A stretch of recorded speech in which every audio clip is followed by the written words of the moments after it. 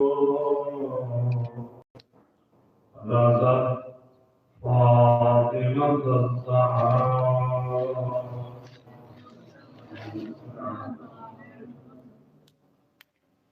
ارباب اعظام سید الرسل کی اس حدیث مبارکہ کو سید الرسل اپنی پاک زبان سے فرماتے ہیں ما رضیت حتی رضت فاطمہ، اپنی لسان بل سے رسول اللہ دنیا والوں کو بتا رہے ہیں، اے دنیا والوں، اے اللہ کی رضا حاصل کرنے والوں، اے رضی اللہ کی الطاف عطا کرنے والوں، سن لو مجھ مصطفیٰ کی زبان، میں رسول کس سے راضی؟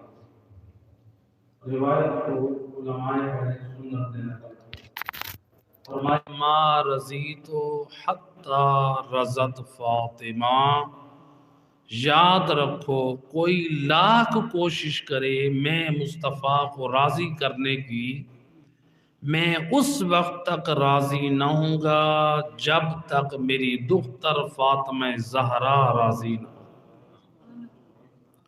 مجھ مصطفیٰ کی خوشنودی چاہیے، مجھ مصطفیٰ کی خوشی چاہیے، مجھ مصطفیٰ کا قرب چاہیے، مجھ مصطفیٰ کو راضی دیکھنا چاہتے ہو تو پھر میری دختر فاطمہ زہرا کو راضی کر لو، جس سے زہرا راضی ہو جائے گی اس سے میں مصطفیٰ راضی ہو جاؤں گا۔ اللہم صلی علی محمد۔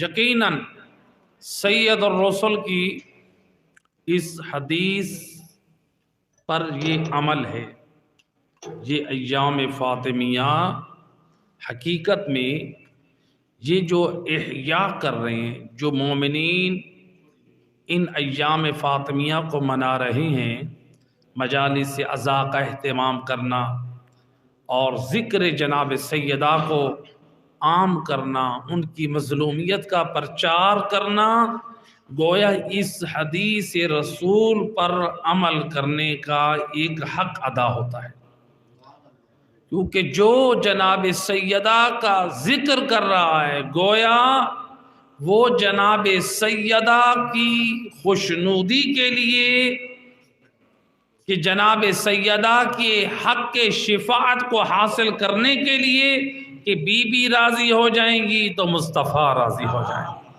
نعرہ تکبیر، اللہ اکبر، نعرہ رسالت، یا رسول اللہ، نعرہ حیدری، یا علی، آواز بلند صلوات، اللہم صلی علی محمد وآلہ۔ آج دنیا یعنی آج کل چونکہ سوشل میڈیا سے آپ لوگ وابستہ ہیں، ماشاءاللہ ہمارے جوان جو ہے وہ بخوبی آگاہ ہیں، جیسے یہ ایام آتے ہیں ایام فاطمیہ، مخالفین کی طرف سے اعتراضات کھڑے ہو جاتے ہیں، اپنے اپنے مقام پہ اعتراضات، مختلف اعتراض، کبھی امیر المومنین علیہ السلام نے تلوار کیوں نہ اٹھائی، کبھی کسی اعتبار سے مختلف اعتراضات، ان میں سے آج جو بہت زیادہ جو اعتراض ان دنوں میں جو اٹھایا جا رہا ہے، ایک اعتراض یہ اٹھاتے ہیں اور اکثر یہ جوان پوچھتے ہیں کہ قبلہ، اور چونکہ میں ذرا سوشل میڈیا سے زیادہ جو ہے وہ ٹچ رہتا ہوں، اپنی نوجوان نسل کی تربیت کے لیے، ان کی اصلاح کی فکر میں رہتا ہوں، تو اکثر جوان ان دنوں میں بار بار مخالفین کے اعتراض کو نقل کر کے سوال کرتے ہیں، کہ یہ ایک سوال کیا جاتا ہے کہ اگر جناب سیدہ زہرا مظلومہ تھی، ان کے حق میں ظلم کیا گیا، تو جب علی ابن ابی طالب جب آپ نے منصب حکومت کو سنبھالا تو آپ نے اس وقت قصاص کیوں نہ لیا؟ قصاص یعنی جناب سیدہ پر جو ظلم ڈھایا گیا، جو ہوتا ہے یعنی قاضی کی خدمت میں جو مسئلہ پیش ہو، مثلا جیسے خدا نخواستہ یعنی اس زمانے میں اگر کوئی قتل کر دیتا ہے یا پھر کسی کو مثلا چوٹ اور ضرب لگاتا ہے تو وہ فیصلہ اپنا کہاں لے کر جاتا ہے؟ عدالت کی طرف لے کر۔ وہاں پر عدالت میں بیٹھا جج جو ہے وہ اس کے دیکھے گا حالات کو کہ دیت لینی ہے یا قصاص لینا ہے۔ اب مخالفین نے اپنے اعتبار سے یہ اعتراض کہا کہ اگر جناب فاطمہ زہرا مظلومہ تھی، مظلومیت کے ساتھ ماری گئی، تو پھر علی ابن ابی طالب نے منصب حکومت جب سنبھالا تو پھر آپ نے ان ظالمین سے قصاص کیوں نہ لیا؟ جناب سیدہ فاطمہ زہرا کا قصاص لے کر بتا دیتے کہ جناب سیدہ کے حق میں کون کون ظلم کرنے والے ہیں۔ علی حیدر کرار کا اپنی وقت حکومت میں قصاص نہ لینا اس بات کی دلیل ہے کہ بنت رسول فاطمہ زہرا مظلومیت کے ساتھ نہیں ماری گئی بلکہ اپنی طبیعی موت مری ہیں۔ اپنے اعتبار سے بڑا اچھا انہوں نے سوال اٹھایا، لیکن آل محمد کے دروازے کی جو گداگر علماء اور اہل علم الحمدللہ وہ بھی موجود ہے۔ تو کیا جواب ہے یہاں پہ؟ قصاص کا مطالبہ، وہ کہتے ہیں کہ امیر المومنین نے قصاص نہیں لیا، اس کا مطلب ہے جناب سیدہ مظلومہ نہیں، وہ طبعی موت مری ہیں۔ قصاص کس سے لیا جاتا ہے؟ جو قصاص کوئی بندہ کسی کو قتل کرتا ہے تو قصاص کس سے لیا جاتا ہے؟ جو قتل کرنے والا ہو، قاتل سے قصاص لیا جاتا ہے، ظلم کرنے والے سے بدلہ لیا جاتا ہے، قصاص لیا جاتا ہے۔ اعتراض کرنے والوں نے یہ تو اعتراض کر لیا کہ فاطمہ زہرا مظلومہ نہیں تھی، اگر مظلومہ ہوتی تو علی حیدر کرار اپنے دور حکومت میں قصاص لیتے۔ وہ اس بات کو کیوں بھول گئے کہ جن سے علی حیدر کرار قصاص لیتے وہ دور حکومت میں ان میں سے کوئی زندہ نہ تھا۔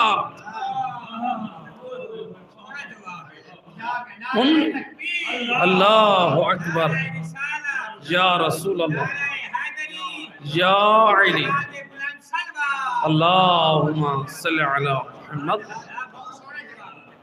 ان میں سے کوئی زندہ نہ تھا، اور قصاص مردہ سے نہیں زندہ سے لیا جاتا ہے۔ اور یہ کہنا یعنی جناب سیدہ کی مظلومیت پہ مزید پردہ ڈالنا، ہم کس کو راضی کر رہے ہیں؟ یاد رکھیں مصطفیٰ اپنی زبان سے فرما رہے ہیں ما رضیتو حتی رضت فاطمہ، یاد رکھو مصطفیٰ کو راضی نہیں کر سکتے جب تک میری زہرا کو راضی نہ کرو۔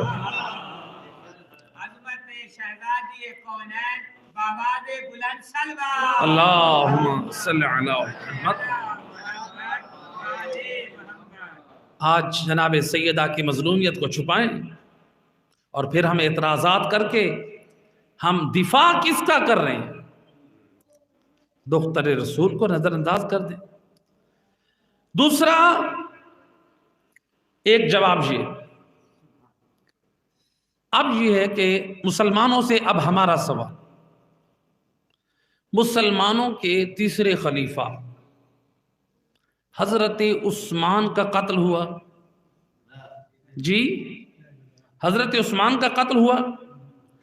اب ان کے قتل کے بعد خلافت کس نے سنبھالی؟ مولا علی علیہ السلام۔ حضرت عثمان کے قتل کے بعد خلافت آ رہی ہے امیر المومنین علی حیدر کرار کے پاس۔ اب ذرا مجھے کوئی مسلمان بتائے کیا حضرت علی ابن ابی طالب نے اپنے دور خلافت میں حضرت عثمان کے قاتلین سے قصاص لیا؟ کیا ان سے قصاص لیا؟ اگر کہتے ہیں کہ نہیں لیا، جب نہیں لیا تو کیا اب اس وقت مولا علی علیہ السلام کو آپ حق سمجھتے ہیں؟ حق پر ہیں کہ نہیں ہے؟ بھئی اگر حضرت علی علیہ السلام مسلمانوں کے تیسرے خلیفہ کے قتل کا قصاص نہ لے کر وہ حق پر ہو سکتے ہیں، اگر دختر رسول فاطمہ زہرا کا قصاص نہ لے تب بھی حق پر ہیں۔ اس لیے کہ سید الرسل نے اپنی لسان وحی سے فرمایا اللہم ادر الحق حیث ما دار علی، اور میرا اللہ حق ادھر پھیر جہاں علی جائے۔ یا علی اللہ صلی علی محمد و روایت علماء اہل سنت و اہل شیعہ سب نے نقل کی ہے، الحق مع علی وعلی مع الحق۔ اور یہ روایت یہ صرف شیعہ مصادر میں نہیں ملتی، بلکہ یہاں تک روایت ملتی ہے کہ جب جنگ جمل میں مسلمانوں کے پہلے خلیفہ کے فرزند حضرت محمد بن ابی بکر آئے زوجہ رسول بی بی عائشہ کے خیمے میں اور آ کر کہتے ہیں کہ اے مسلمانوں کی ماں اور میری بہن، تو نے مجھے نہیں کہا تھا کہ میں نے اپنے کانوں سے سنا تھا الحق مع علی وعلی مع الحق، تو نے کہا تھا اور میرا بھیا میں نے نبی کی زبان سے اپنے کانوں سے سنا علی حق کے ساتھ ہے، حق علی کے ساتھ ہے، اور مجھے نصیحتیں کر رہی تھی کہ اے محمد مجھے نبی نے فرمایا حق کو دیکھنا ہے تو علی کے ساتھ رہنا، کبھی بھی علی کو نہ چھوڑنا۔ اور میری بہن تجھے کیا ہو گیا ہے کہ آج علی کے مقابلے میں خلیفۃ المسلمین، حضرت مسلمانوں کے خلیفہ کا پہلا بیٹا، مسلمانوں کی ماں بی بی عائشہ سے کہہ رہے ہیں اور میری بہن تو نے مجھے نصیحتیں کی تھی کہ نبی نے فرمایا تھا علی حق کے ساتھ ہے، جب بھی دنیا والے علی کے مخالف ہوں آپ نے علی کا ساتھ دینا ہے۔ لہٰذا رسول اللہ کی وصیتیں، رسول اللہ کی یہ سندیں موجود ہیں، تو لہٰذا حضرت علی علیہ السلام وہ امام حق۔ تو یہ ایک اعتراض مخالف اپنے اعتبار سے اٹھا رہا ہے۔ ایک اور اعتراض اٹھایا، کہتے ہیں کہ دروازے جناب سیدہ پہ یہ کیسے ہو سکتا ہے؟ کبھی اس طرح اعتراض کر کے جناب سیدہ کی مظلومیت کو چھپاتے ہیں، کبھی کہا کہ جناب سیدہ کی مظلومیت کیسے ہو سکتی ہے؟ یہ کیسے ہو سکتا ہے بنی ہاشم موجود ہوں اور دروازے فاطمہ پہ آگ جلائی جائے اور وہاں پہ دھمکی دی جائے، اس دروازے کی حرمت کو پامال کی جائے اور مولا علی کے گلے میں رسیاں باندھی جائیں۔ اعتراض کرنے والے کا سوال اپنے مقام پہ درست ہے، لیکن کاش تعصب کو چھوڑ کر حقیقت کا اعتراف کیا ہوتا۔ اب مجھے اپنی ایمان سے بتائیں، میرا عام مسلمانوں سے سوال ہے، مولا علی علیہ السلام کے گھر کا واقعہ پہلے ہوا ہے یا حضرت عثمان کے قتل کا؟ جی حضرت عثمان کے گھر پہ جو حملہ ہوا وہ پہلے ہے یا بی بی فاطمہ زہرا کے گھر کا حملہ پہلے ہے؟ جی بی بی زہرا کے گھر کا پہلے ہے، لہٰذا اب حضرت عثمان کے گھر کا حملہ کب ہے؟ بعد میں، ایسے کہ نہیں؟ اب یہاں پر سوال یہ ہے، حضرت عثمان کے گھر پہ جو حملہ ہوا ہے، تاریخ علماء اہل سنت کی بڑی ذمہ داری سے نقل کر رہا ہوں، جب حضرت عثمان کے گھر پہ حملہ ہوا تو اس وقت تاریخ اسلام، تاریخ تشیع نہیں، تاریخ اسلام جو علماء اہل سنت نے نقل کی ہے، جب حضرت عثمان پہ وار ہو رہا تھا، خلیفۃ المسلمین کی زوجہ بی بی نائلہ جو ان کی زوجہ تھی، انہوں نے اپنا ہاتھ اوپر رکھا جس میں ان کی 4 انگلیاں کٹ گئیں۔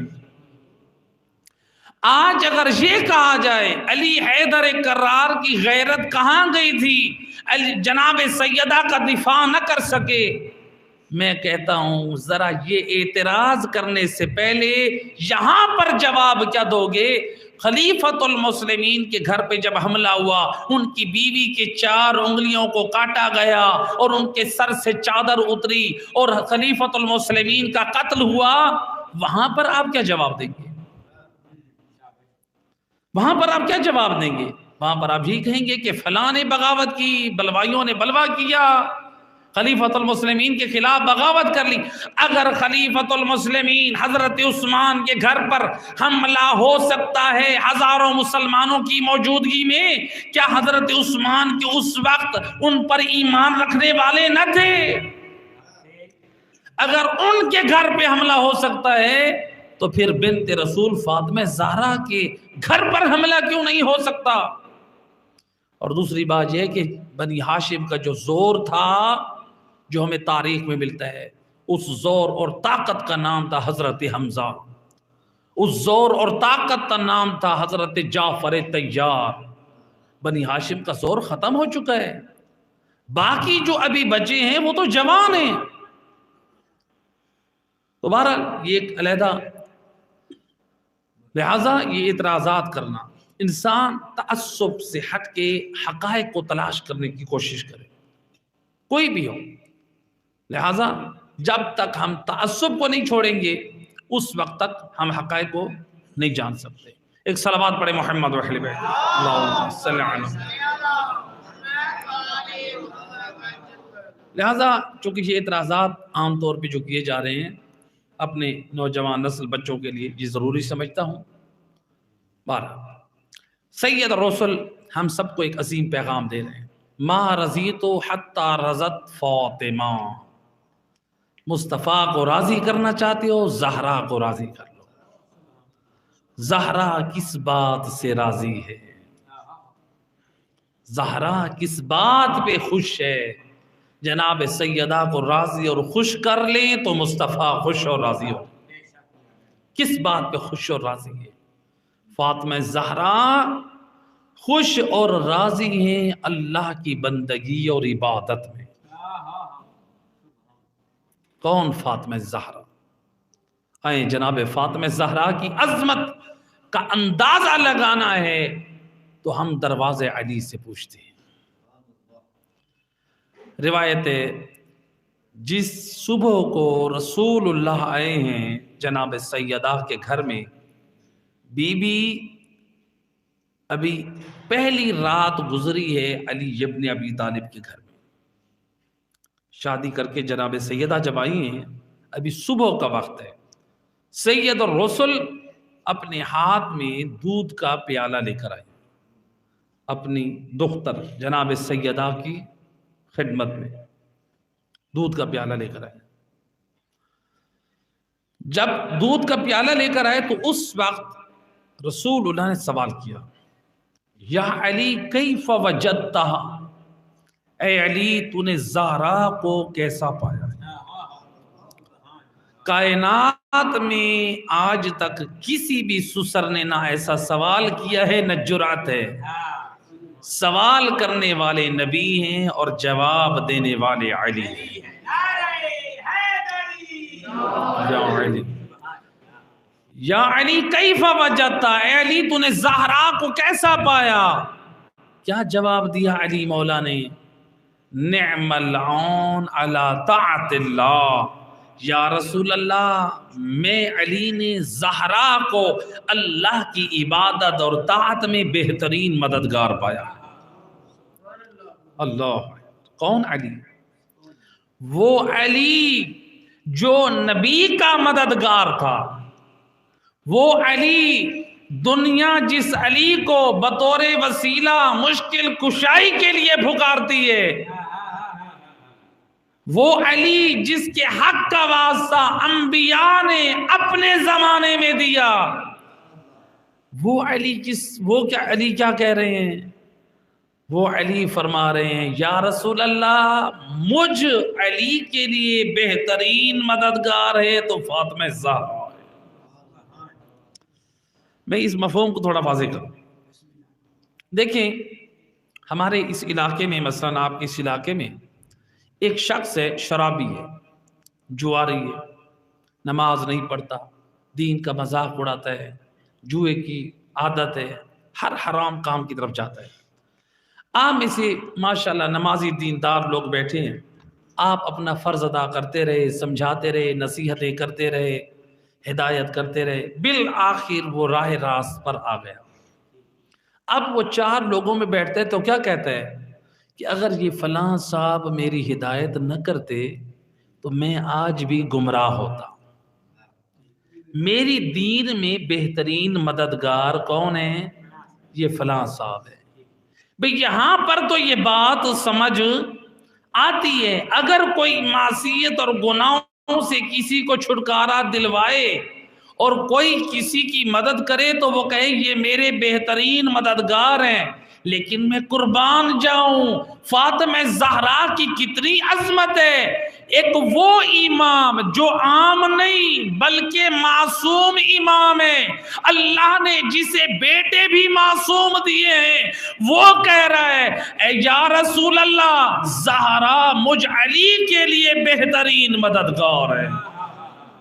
نعرہ تکبیر، اللہ نعرہ رسالت، نعرہ حیدری، نعرہ خشنودی کونین، شہزادی کونین، بآواز بلند سلوات، اللہم صلی علی محمد وآل محمد۔ نعم العون علی طاعت اللہ۔ فاطمہ زہرا میرے لیے بہترین مددگار ہے۔ اب مولا علی معصوم ہے۔ معصوم وہ ہوتا ہے جس کی زندگی میں گناہ نہیں بلکہ گناہ کا تصور بھی نہیں ہے۔ معصوم وہ ہوتا ہے جہاں گناہ تو کجا گناہ کا تصور نہیں ہے۔ اب ذرا فکر کریں، ذرا ہمارے لیے کیا پیغام ہے، مولا علی کیا سمجھانا چاہ رہے ہیں؟ جب فاطمہ زہرا کی سیرت، فاطمہ زہرا کا پاک کردار علی حیدر کرار جیسے امام کے لیے مددگار ہے تو ہم جیسے گناہگاروں کے لیے راہ ہدایت پر کتنا بڑا مددگار ہوگا۔ جب معصوم امام کے لیے جناب سیدہ کی پاک سیرت، ان کا عمل اور کردار مددگار ہونا ثابت ہے، ہمیں کتنی ضرورت ہے۔ آئیں فاطمہ زہرا کی سیرت کس قدر ہمارے لیے نمونہ عمل ہے۔ روایت ہے، تاریخ میں دیکھیں ملتا ہے کہ ہمیں جو معصومین کی سیرت ہے اس میں آداب بیان کیے گئے کہ مومن مثلا رات کو سوتے وقت کیا کرے۔ سوتے وقت کے آداب ذکر کیے گئے کہ مومن جب سونے لگے تو اپنی زندگی کے ان لمحات کو، اپنی اس رات کو کس قدر بابرکت بنائے۔ لیکن تاریخ میں ملتا ہے کہ رسول اللہ رات کو کیسے گزارتے تھے۔ رسول اللہ سونے سے پہلے دروازہ زہرا پر آتے تھے۔ رسول اللہ سونے سے پہلے دروازہ زہرا پر آتے، کیا کرتے تھے؟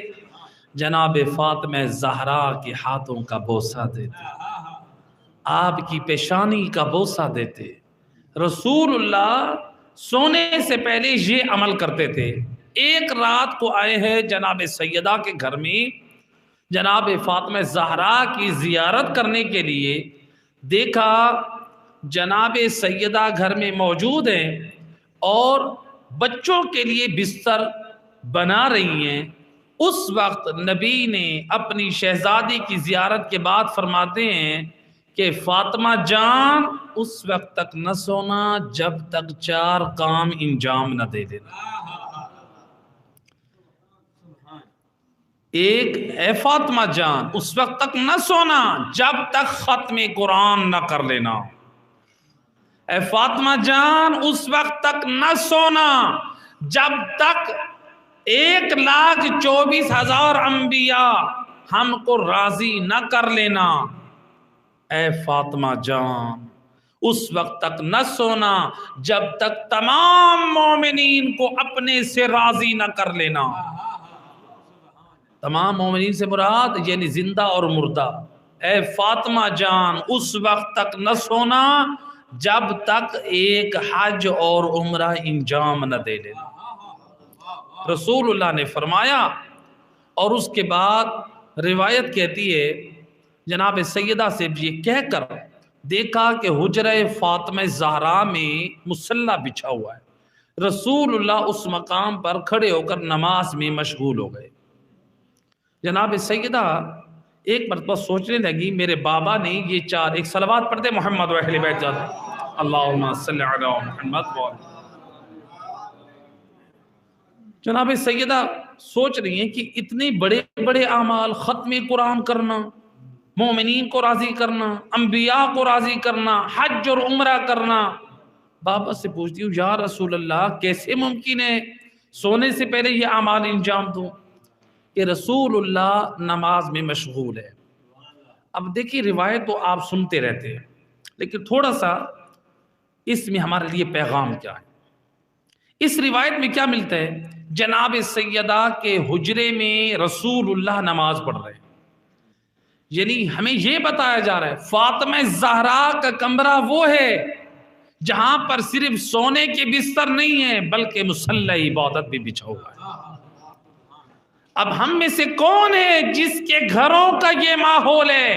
اسلام کا حکم ہے کہ آپ کے گھر میں ایک ایسا مقام، ایک حصہ مختص ہونا چاہیے جس کا بنانا فقہاء نے مستحب قرار دیا ہے. اور مستحب ہونے کے لیے معصومین کی احادیث روایات موجود ہے. گھر میں ایک حصہ ہو جہاں پر اللہ کی عبادت اور نماز آیات کو سامنے رکھ کے فقہاء نے فتویٰ دیا کی روح نکل رہی ہو اسے مستحب ہے جان کنی کی حالت میں وہاں لے جائے جہاں وہ نماز پڑھتا ہے تاکہ اس کی روح آسانی سے نکلے. اچھا جو بندہ نماز نہیں پڑھتا اسے کہاں لے جائیں؟ کتنا بد نصیب ہے. تو لہٰذا جس جگہ پر نماز پڑھتے ہیں مومن کو وہاں لے جائیں. اب ذرا اپنی ایمان سے بتائیں کیا ہمارے گھروں میں نمازوں کے لیے جگہ مختص ہے؟ ایک چیز کی تھوڑی اصلاح ہو جائے. دیکھیں ہمارے گھروں میں عام طور پہ جو ہم جاتے ہیں مختلف جگہوں پہ مختلف علاقوں میں لوگوں میں ایک اچھا رواج موجود ہے. کیا؟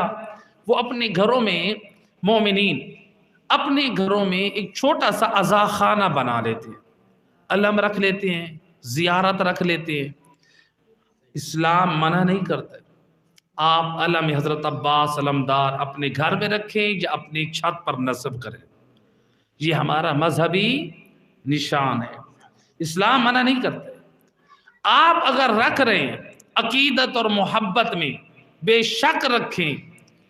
آپ اپنی عقیدت اور محبت اہل بیت میں یہ تو رکھ رہے ہیں، یہ دیکھیں ہمیں آل محمد کی طرف سے کیا حکم ملا ہے. اہل بیت نے کیا حکم دیکھا ہے؟ بھئی ہماری زندگی میں بہت ساری چیزیں عقیدتاً شامل ہیں، محبت میں ہم بہت ساری چیزوں کو شامل کر لیتے ہیں. یاد رکھیں دین اسلام عقیدتوں اور محبتوں کا نام نہیں، دین نام ہے. یا قرآن پر عمل کرے یا پھر سنت محمد وال محمد پر عمل کرے. اللہم صلی علی محمد. لہذا معصوم کی طرف سے حکم کیا ہے؟ معصوم کی طرف سے جو حکم ہے وہ نماز کے لیے حصہ مقرر کرے. تو ہمیں جو عقیدت اور محبت میں پسند ہے ہم وہ تو بنا رہے ہیں گھروں میں، لیکن جو امام صادق فرما رہے ہیں ہم وہ کیوں نہیں بنا رہے؟ نماز کے لیے حصہ مختص کیوں نہیں کر رہے؟ عبادت کے لیے حصہ مختص کیوں نہیں کر رہے؟ تو لہٰذا ان چیزوں کی طرف ہمیں توجہ زیادہ دینی چاہیے. تو لہٰذا جو حکم اب جناب سیدہ کے گھر میں کیا تھا؟ یعنی جو کمرہ بی بی کے سونے کا ہے، بچوں کے سونے کا ہے، اس کی کمرے کا ایک کونا عبادت خدا کے لیے زہرا نے مختص کر رکھا ہے. اور جب رسول اللہ آتے تھے گھر میں جناب سیدہ کی زیارت کے لیے تو اکثر محراب عبادت میں اسی کمرے کے اسی مقام پر جہاں پر مصلی عبادت بچھا ہوتا فاطمہ زہرا عبادت الہی میں مشغول ہوتی. کبھی وہ قیام کی حالت میں ہوتی تو کبھی رکوع کی حالت میں ہوتی, کبھی سجدے کی حالت میں ہوتی, کبھی تلاوت قرآن کر رہی ہوتی. یہ فاطمہ زہرا کا گھر ہے اور فاطمہ زہرا کا کمرہ ہے. اور رسول اللہ کیا فرما رہے ہیں؟ اے فاطمہ رات کو سونے سے پہلے 4 کام کر لینا. ایک صلوات پڑھے محمد وحل میں.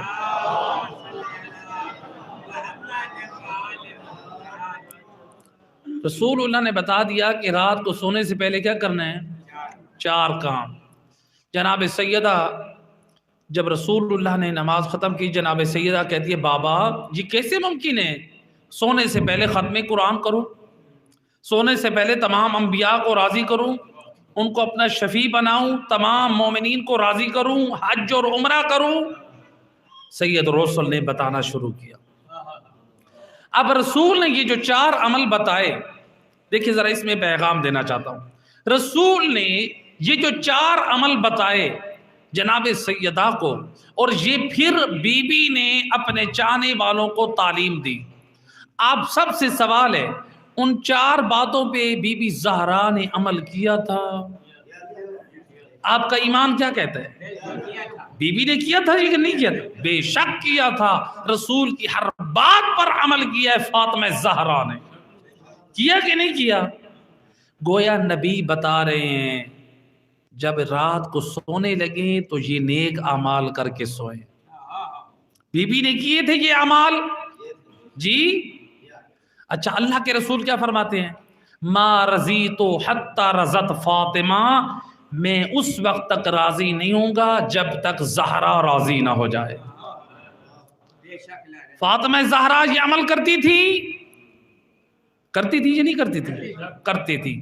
اب آپ اور میں ہم سارے بی بی فاطمہ زہرا کے حبدار ہیں کہ نہیں؟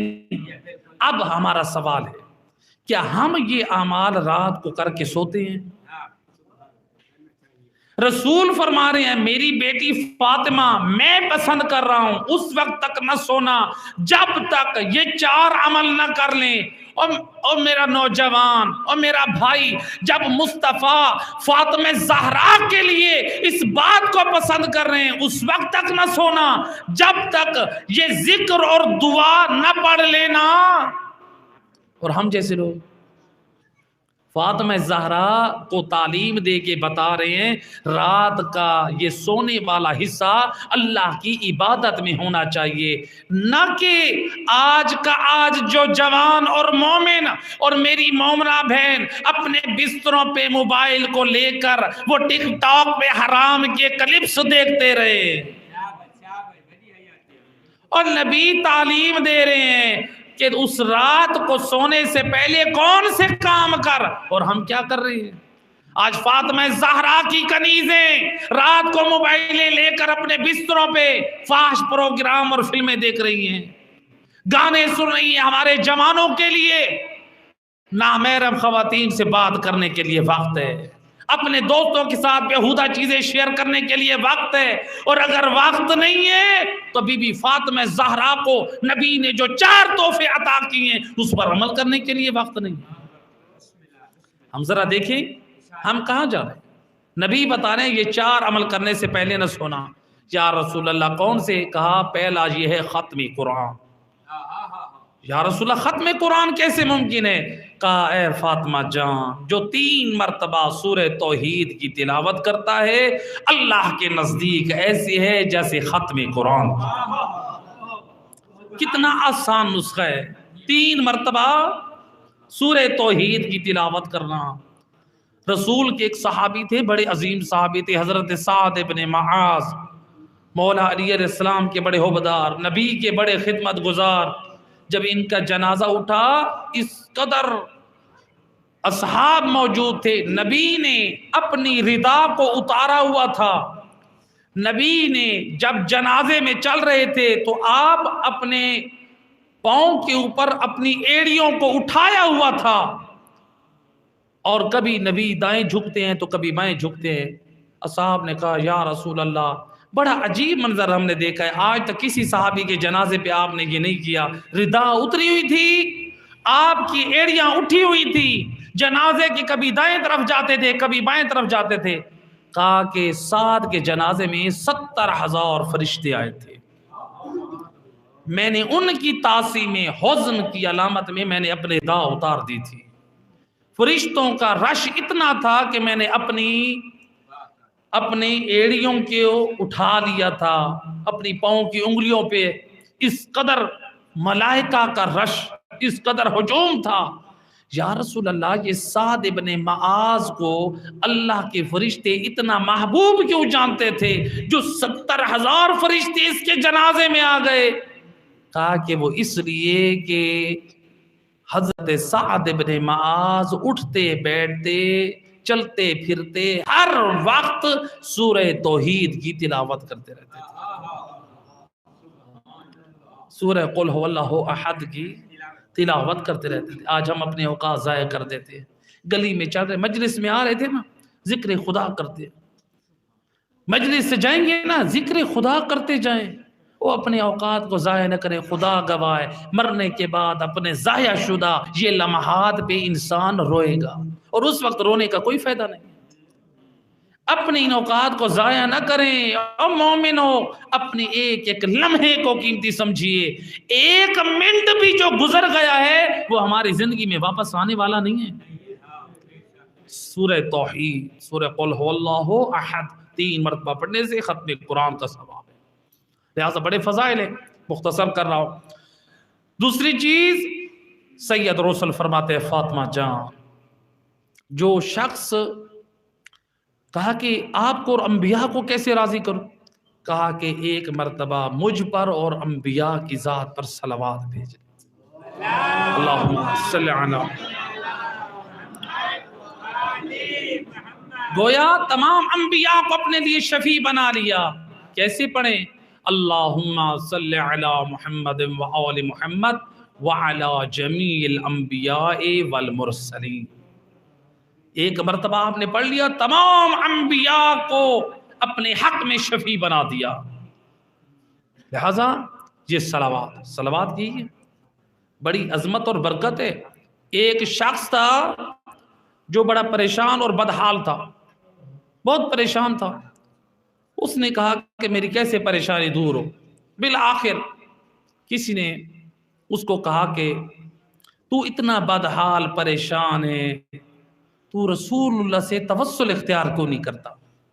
رسول اللہ سے وسیلہ اختیار کر، وہ اس مشکل سے تجھے کوئی حل بتائیں گے۔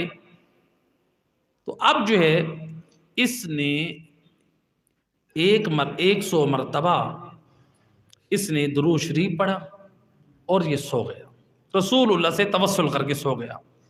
جب سویا تو عالم خواب میں سید الرسل نے اپنا شرف زیارت بخشا، اللہم صلی علی محمد اللہم صلی علی محمد۔ رسول اللہ نے شرف زیارت بخشا، فرماتے ہیں اے مومن، اے ہمارا حبدار پریشان کیوں ہے؟ یا اللہ قرض ہے میرے اوپر 500 درہم، بہت پریشان ہوں، کوئی بھی ادائیگی کا راستہ نظر نہیں آتا، مطالبہ کرنے والے مطالبہ کر رہے ہیں اور میرے پاس دینے کی ہمت اور طاقت نہیں ہے، نہ کوئی راستہ نظر آتا ہے۔ فرماتے ہیں گھبرا نہیں، وہ نیشاپور کا فلاں وہ کپڑا فروش ہے، وہ ہر سال غریبوں میں لباس تقسیم کرتا ہے۔ ایک صلوات پڑھ دے محمد صلی اللہ علیہ۔ نیشاپور کا فلاں کپڑا فروش ہے، وہ غریبوں میں لباس تقسیم کرتا ہے، جا اس کو کہے کہ وہ تیری مدد کرے، مجھے رسول اللہ نے تیرے پاس بھیجا ہے، انہوں نے کہا ہے کہ میرا قرض ادا کر۔ اور پھر رسول اللہ فرماتے ہیں کہ دیکھو تم اس کے پاس جاؤ گے نا، وہ اگر تم سے پوچھے کہ نشانی کیا ہے کہ رسول اللہ نے تجھے میرے پاس بھیجا ہے، تو اس سے کہنا کہ تم ہر رات کو رسول اللہ کی بارگاہ میں ہر رات کو 100 مرتبہ درود کا ہدیہ بھیجتے ہو، اس رات کو وہ ہدیہ بھیجنا بھول گئے اور رسول تمہارے انتظار میں تھے۔ اللہ اکبر، آنکھوں میں آنسو آ گئے۔ میں گناہگار کا ہدیہ رسول کی بارگاہ میں قبول تھا، جو آج رسول میرے ہدیہ کا منتظر تھے۔ جب اس نے بتائی نا یہ نشانی، اس مرد مومن کو جا کے بتایا اور یہ نشانی بتائی، آنکھوں میں آنسو آ گئے۔ اپنے غلام کو کہتے اسے 500 درہم نہیں، اسے 5 گنا، اسے 2500 درہم عطا کر، یہ رسول کی سفارش لے کر آیا۔ اللہم صلی علی محمد، اسے 500 درہم عطا کر، اور کہتا ہے بندہ خدا تجھے جب بھی ضرورت ہو پریشان نہ ہو، اور تو رسول کا بھیجا ہوا ہے، جب بھی ضرورت ہو میرے پاس آ جانا، تجھے کچھ کہنے کی ضرورت نہیں ہے، تیری حاجت پوری کر دوں گا۔ درود شریف کی یعنی اتنی عظمت اور فضیلت ہے، لہذا رسول اللہ نے فرمایا کہ رات کو سونے سے پہلے درود شریف پڑھیں۔ آپ ایک مرتبہ بھی پڑھ لیں جو نبی کی روایت کے مطابق آپ نے عمل کر لیا۔ تیسرا عمل رسول اللہ فرماتے ہیں، اے فاطمہ جان، رات کو اس وقت تک نہ سونا جب تک تمام مومنین کو اپنے سے راضی نہ کر لینا۔ کہا یا رسول اللہ وہ مومنین کو کیسے راضی کروں؟ کہا کہ ایک مرتبہ کہہ دو اللہم اغفر للمومنین والمومنات۔ اللہ کے نزدیک ایسے ہے جو زندہ ہیں جو مردہ ہیں، قیامت تک سارے تجھ سے راضی ہو جائیں۔ یا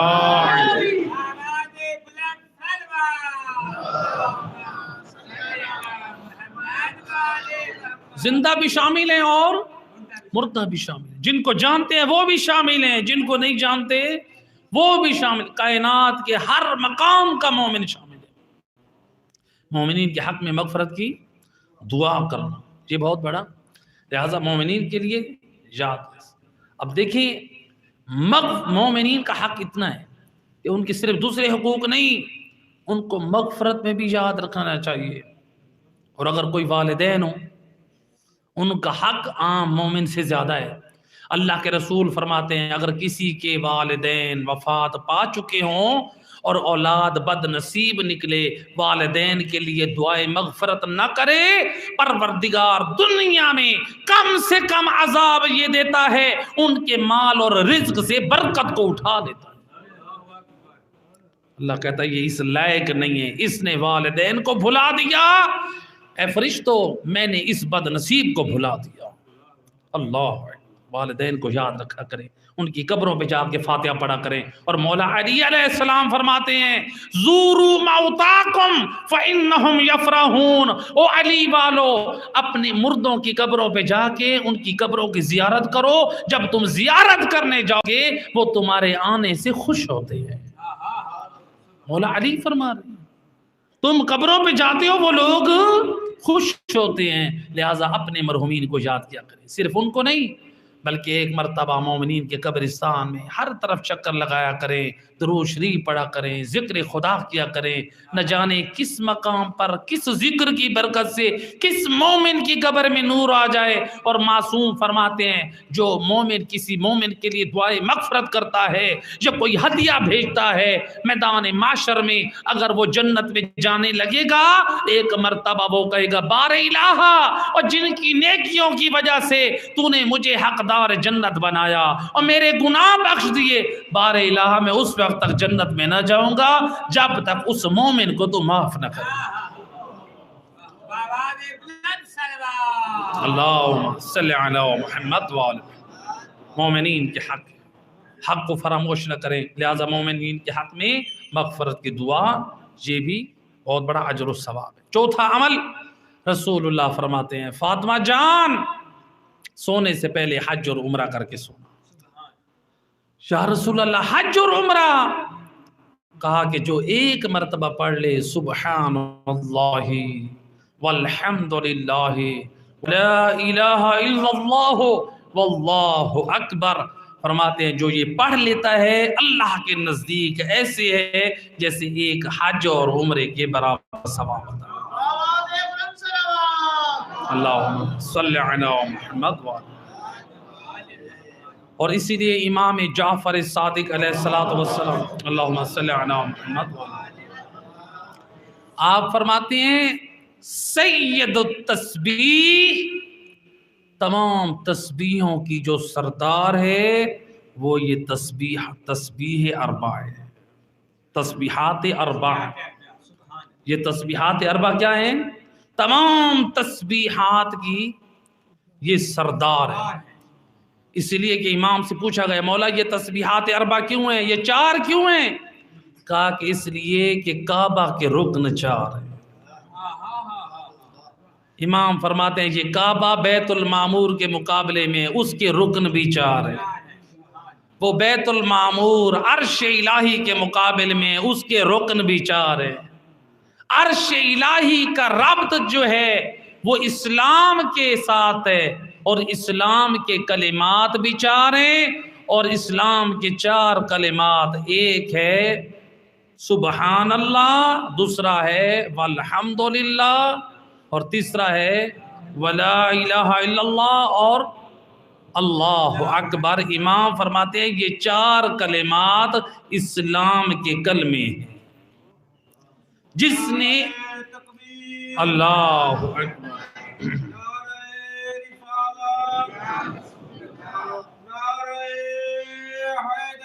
یا علی اللہم صلی علی محمد وآل محمد۔ تسبیحات اربع، اپنے اوقات کو ضائع نہ کیا کریں، خدا گواہ ہے۔ اے جوانو، اے عزیزو، رات کو بستروں پہ سوتے ہیں نا، یہ تسبیح اور یہ ذکر یہ پڑھا کریں۔ رسول اللہ اپنی دختر کو نصیحت کر رہے ہیں، اور جو وارث جنت بی بی ہے، وارث جنت بی بی سے کہا او فاطمہ جان سوتے وقت یہ ذکر خدا کر۔ معصومہ بی بی کو کہا وقت فارغ نہیں گزارنا ذکر اور عبادت میں، اور ہم جیسے گناہگار ساری رات اپنے اعمال کو، برے اعمال میں اپنے وقت کو برباد کر۔ روایت ہے تسبیحات اربع، رسول خدا صلی اللہ علیہ وآلہ وسلم اللہم صلی علی محمد وآلہ۔ ایک دن مسجد نبوی میں اپنے اصحاب سے فرماتے ہیں میرے اصحاب مجھے یہ بتاؤ، تم لوگ اپنی جائیدادوں کو، اپنی زمینوں کو، اپنا روپیہ پیسہ، درہم و دینار، اپنے جانور، ان ساروں کو ایک دوسرے پہ رکھتے جاؤ، بتاؤ کیا یہ آسمان تک پہنچ جائیں گے؟ اصحاب کہتے ہیں یا رسول اللہ یہ کبھی نہیں پہنچیں گے، ہماری جائیدادیں ختم ہو جائیں گی، مٹ جائیں گی، لیکن آسمان تک نہیں پہنچیں گی۔ رسول اللہ فرماتے ہیں پھر میں تمہیں ایسا عمل نہ بتاؤں کہ جس کی جڑیں زمین میں ہوں اور اس کی شاخیں آسمان میں ہوں؟ یا رسول اللہ ضرور فرمائیں، وہ کون سا خزانہ ہے؟ فرماتے ہیں سن لو او میرے اصحاب، جو شخص نماز کے بعد 30 مرتبہ تسبیحات اربع پڑھے یہ وہ خزانہ ہے، جڑیں زمین میں ہے، شاخیں آسمان میں۔ اللہم صلی علی محمد وآلہ۔ علماء حقہ کی صحت و سلامتی کے لیے بآواز بلند صلوات۔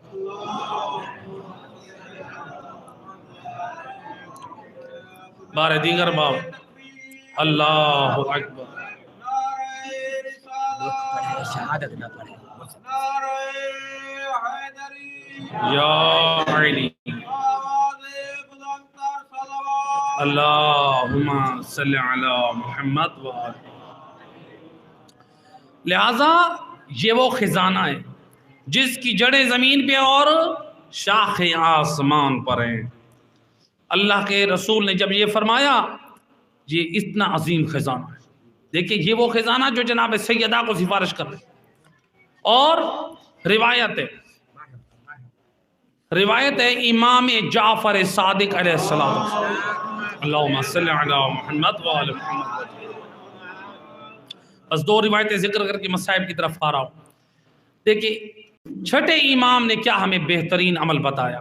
آج ہر مومن پریشان، اکثر لوگ آ کر کہتے ہیں قبلہ گھر میں جوان بیٹی بیٹھی ہے کوئی رشتہ نہیں آ رہا، میرا بیٹا نافرمان ہو گیا ہے، میرے لیے رزق کے دروازے بند ہو گئے ہیں، میرے قرضے ادا نہیں ہو رہے، مجھے بیماری میرا دامن نہیں چھوڑ رہی، میرے گھر میں مصیبتیں اور نحوستیں آ چکی ہیں۔ آج ہر مومن پریشان ہے۔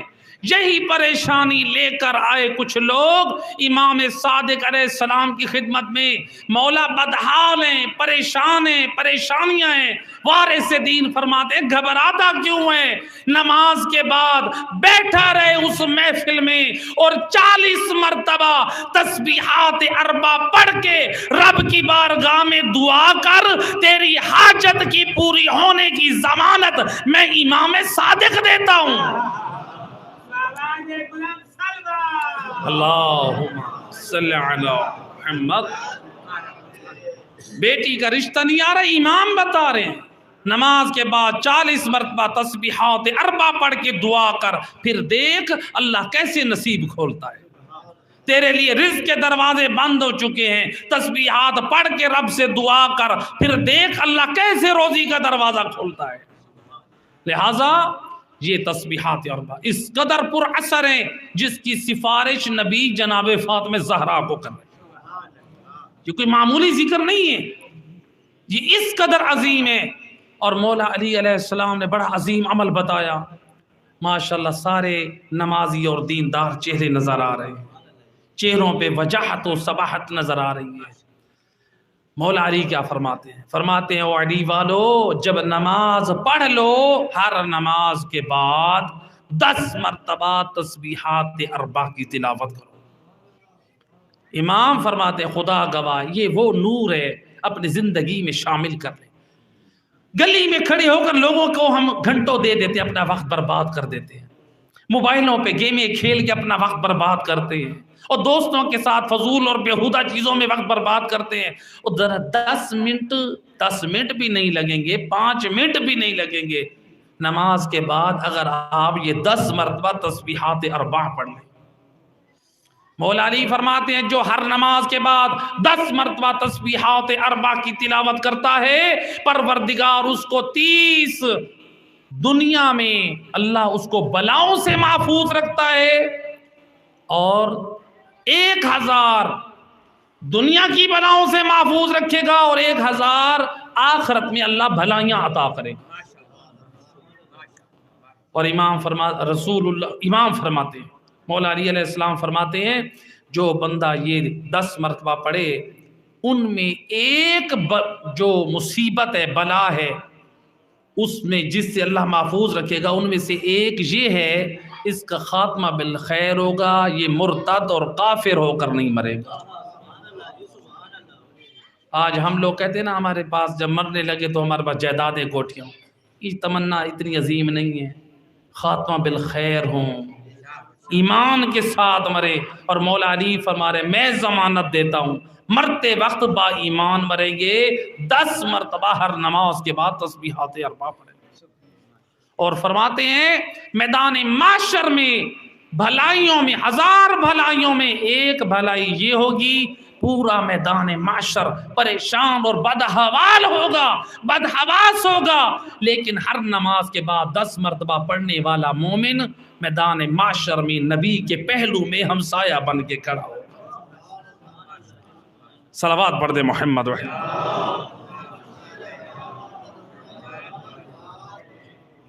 نبی فرما رہے ہیں اے فاطمہ جب تک یہ 4 عمل نہ کر لو اس وقت تک نہ سونا۔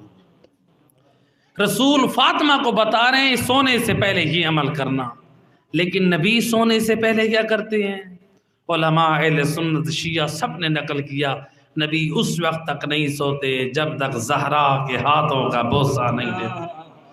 اجرکم علی اللہ، اجرکم علی اللہ زیادہ ہے۔ جس بی بی کی اتنی تعظیم ہے اور جس بی بی کا اس قدر احترام ہے، وہ امت نے کس قدر درد دیے ہیں بی بی کو۔ روایت نقل ہوئی ہے ایک دن جب دروازہ پہ دق الباب ہوا نا، جناب زہرا کہتی ہیں اے فضا آج تو نے دروازہ نہیں کھولنا۔ دروازے پہ کون آیا ہے؟ آواز سے معلوم ہوا کوئی اور نہیں، اس گھر کا وارث علی آیا ہے۔ یہ وہ دن ہیں جو بی بی کے اوپر مصائب کے پہاڑ ٹوٹ چکے ہیں۔ اے فضا آج دروازہ تو نے نہیں کھولنا، آج زہرا دروازہ کھولے گی۔ کیوں بی بی اے سیدہ، کا مسلمانوں نے علی کو سلام کرنا چھوڑ دیا ہے؟ زہرا چاہتی ہے جب دروازہ کھولو تو آج زہرا بنت پیمبر علی کو جا کے سلام کرے۔ اجرکم علی اللہ زادہ۔ یہ وہ ایام، یہ وہ غم کے ایام ہیں، کتنے بڑے مصائب تھے۔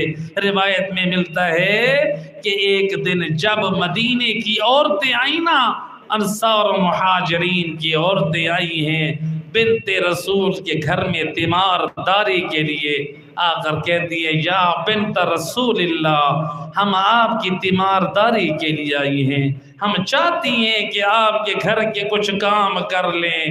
جناب سیدہ فرماتی ہیں میں آنے کا شکریہ ادا کرتی ہوں، اور جو گھر کے کام تھے وہ بنت رسول نے کر لیے ہیں۔ جب کچھ دیر بیٹھے رہے نا تو بنت رسول کہتی ہیں، فرماتی ہیں اگر کچھ کرنا چاہتے ہو تو مجھ زہرا کو سہارا دو اور میرے بابا کی قبر تک لے جاؤ۔ اجرکم علی اللہ زادارو۔ روایت میں نقل کیے علماء نے، علامہ انصاریان شرح دعائے کمیل والے نقل کرتے ہیں کہ جب یہ مدینے کی خواتین جب یہ بنت رسول کو لے کے جانا چاہتی ہے، یہ 15 قدم ہے قبر رسول تک، وہ ابھی فقط 7 قدم بنت رسول نے اٹھائے۔ یہ ایک مرتبہ زہرا مرضیہ نے کہا کہ اے بی بیو ذرا ٹھہر جاؤ، اور زہرا کی ہمت جواب دے گئی ہے اجرکم علی اللہ، اور میں قربان جاؤں زہرا، اور جب بابا کی قبر پہ 15 قدم نہ چل سکی، 7 قدم اٹھائے، اس کے بعد ہمت جواب دے گئی، 15 قدم کے بعد کیسے بابا کی قبر پر پہنچی۔ اجرکم علی اللہ۔ یہی علامہ انصاریان نقل کرتے ہیں جب تہران میں یہ مجلس پڑھ رہے تھے، منبر سے مصائب آل جناب سیدہ کو بیان کرنے کے بعد جب اترے تو دیکھا ایک جوان ہے، وہ دھانے مار مار کر رو رہا ہے۔ یہ اس کے پاس گئے، کہا کہ رونے کی وجہ کیا ہے؟ کہا کہ بلا میں ہڈیوں کا ڈاکٹر ہوں، اور بدن کی کوئی ہڈی ٹوٹ جائے تو بڑی تکلیف ہوتی ہے، لیکن آپ نے فرمایا اور بنت رسول کی پسلی ٹوٹ چکی تھی، اور اگر کسی کی پسلی ٹوٹ جائے اس کے لیے سانس لینا بڑا مشکل ہوتا ہے، اور مجھے سمجھ نہیں آتی وہ 95 دن بنت رسول کیسے زندہ رہی، اور اسی لیے روایت کا جملہ کیسے زہرا نے کہے اللہم عجل وفاتی سریعا، اور زہرا اور بابے کی امت کی شرارتوں سے تنگ آ چکی ہے۔ آیت اللہ بشیر نجفی اور وہ فرماتے عزادارو، اور بنت رسول کے ایک طرف کی پسلیاں نہیں ٹوٹی، اور دروازہ بی بی پر ہے، اور مسلمان دروازے پر ہے، دونوں طرف کی پسلیاں ٹوٹی۔ آیت اللہ وحید خراسانی فرماتے ہیں اور بنت رسول، اور جب دروازے کے نیچے اور بنت رسول کو کیسے اجر رسالت ملا، فرماتے ہیں 50 مسلمان اور دروازے پہ چڑھے ہیں، ایک لعین اور پاؤں کی ٹھوکریں مار رہا ہے، آئے دروازہ نہ ٹوٹا اور بنت رسول کی پسلیاں ٹوٹ گئی، اور فقط یہاں تک نہیں، اور بنت رسول اور جب اٹھنا چاہتی ہے، یہ ایک لعین نے کیا اجر رسالت دیا، صرف دروازہ جلا نہیں، اور روایت کہتی ہے لَدَمَ عَلَىٰ خَدِّهِ، اور زہرا کے رخسارے پہ جسارت کی۔ ألا لعنة الله على القوم الظالمين وسيعلم الذين ظلموا أي منقلب ينقلبون